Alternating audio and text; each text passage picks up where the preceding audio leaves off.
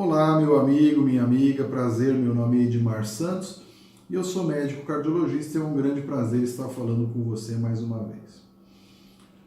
Ontem eu recebi aqui uma paciente que usava dois remédios para pressão elevada, para hipertensão. Um deles era o captopril e o outro era a telmisartana, né, que é o nome, o Micardis, né, um produto, nome comercial.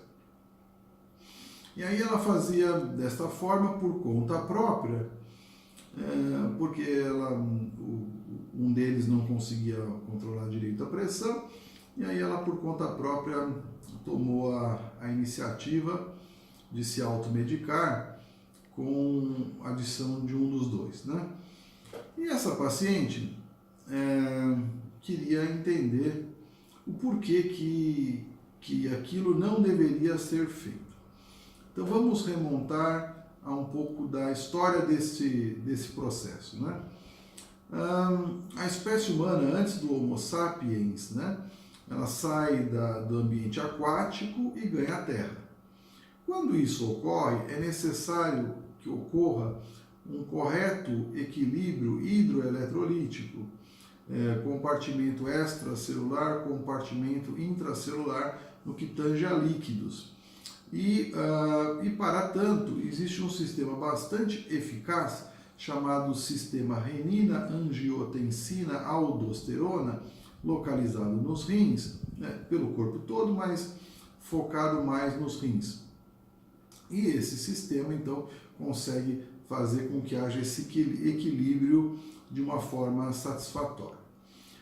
Ocorre que na enfermidade, sobretudo enfermidades cardiovasculares, como hipertensão, insuficiência cardíaca, insuficiência coronariana, este sistema encontra-se hiperativado, de uma forma a entrar num caos, num colapso, né? Então ele encontra-se de forma hiperativada.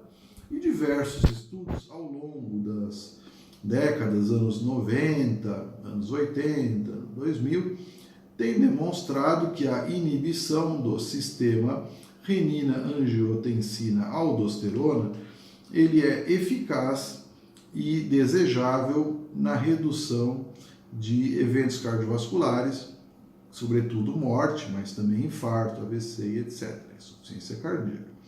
Então, nesse universo, estas drogas capazes de atuar nesse sistema renina-angiotensina-aldosterona são desejáveis e indicadas ao tratamento dessas moléstias, né?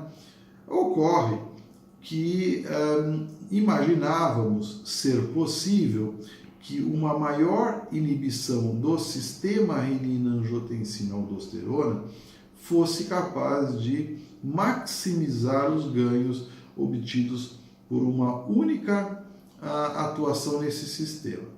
Então, primeiro foram os inibidores de enzima de conversão, né? O captopril, enalapril, ramipril, perindopril, principalmente esses dois últimos, através dos estudos HOPE e Europa, que mostraram que também serve para a doença arterial coronariana, né? Enfim. Depois vieram os bloqueadores de receptores de angiotensina 2, que é o losartana, telmisartana, candesartana, olmesartana. Todos esses aí, eles também atuam num sítio mais específico, bloqueando o receptor AT2. Então, eles teria uma seletividade maior nesse sistema renina-angiotensina-aldosterona, permitindo, então, menos efeitos adversos, sobretudo tosse. Contudo, a tosse ela é produto, via de regra, da bradicinina, e a bradicinina é um dos mais importantes protetores vasculares que existe. Então, muitas vezes é ruim escolher entre a tosse e a proteção cardiovascular, incluindo morte, né? Então, claro que a gente acaba optando, nesses casos extremos, quando a tosse é muito exagerada, pelo bloqueador de receptor de angiotensina. Mas se for algo muito leve, que muitas vezes nem ocorre, porque a literatura fala que ocorre tosse entre 4 e 11, 12% dos pacientes quando usam produtos mais avançados, né, mais modernos, na maioria das vezes você não vai ter esse tipo de problema. E existe ainda os inibidores da aldosterona, como a espironolactona. Então ela é um inibidor da aldosterona, impede a retenção de sódio e, claro, pode ser usado tanto para hipertensão, mas sobretudo o estudo Hayles mostrou a vantagem deste produto, uma redução de mortalidade para pacientes com insuficiência cardíaca. Então, todos esses produtos, eles servem para o tratamento do sistema renina-angiotensina-aldosterona, tratamento de moléstias cardiovasculares localizadas, cujo um dos sítios fisiopatológicos é o sistema renina-angiotensina-aldosterona.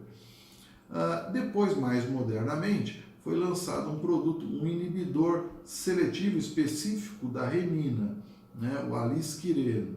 Então, o alisquireno, ele prometia, então, porque ele reduzia mais a albuminúria e a perda de proteínas pelo rim, ele confere um aumento de risco cardiovascular. Então, ele proporcionalmente teria não que esses outras, principalmente os bloqueadores de receptores de angiotensina e inibidores de enzima de conversão, não ofereçam esse benefício, eles oferecem, mas a magnitude desse benefício pelo alisquireno era maior. Então, existem todo esse universo de produtos que podem ser utilizados em doses diferentes, com características distintas, meias-vidas diferentes, seletividade diferente, enfim, tem muitas características que os diferenciam, né? Eles têm mais similaridades do que diferenças, mas existem diferenças sim expressivas entre eles. Ocorre que então os pesquisadores pensaram, poxa, se a gente inibir de uma forma mais intensa o sistema renina-angiotensina, nós vamos ter resultados melhores, uma vez que no estudo Hayles usavam inibidor de enzima de conversão mais a espironolactona, diminuindo mortalidade. Perfeito. Então, essa combinação, ótima.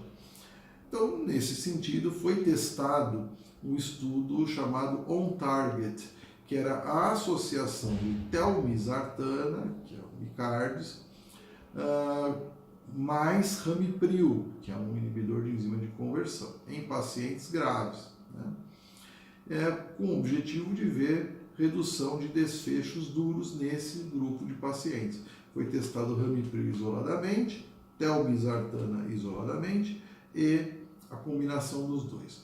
O pior cenário foi a combinação dos dois, aumentou muito os efeitos colaterais, sem contudo haver qualquer tipo de vantagem.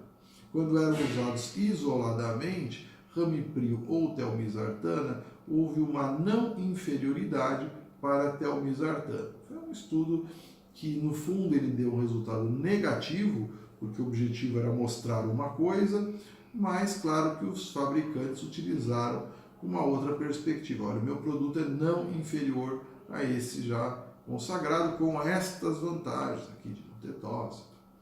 Muito bem.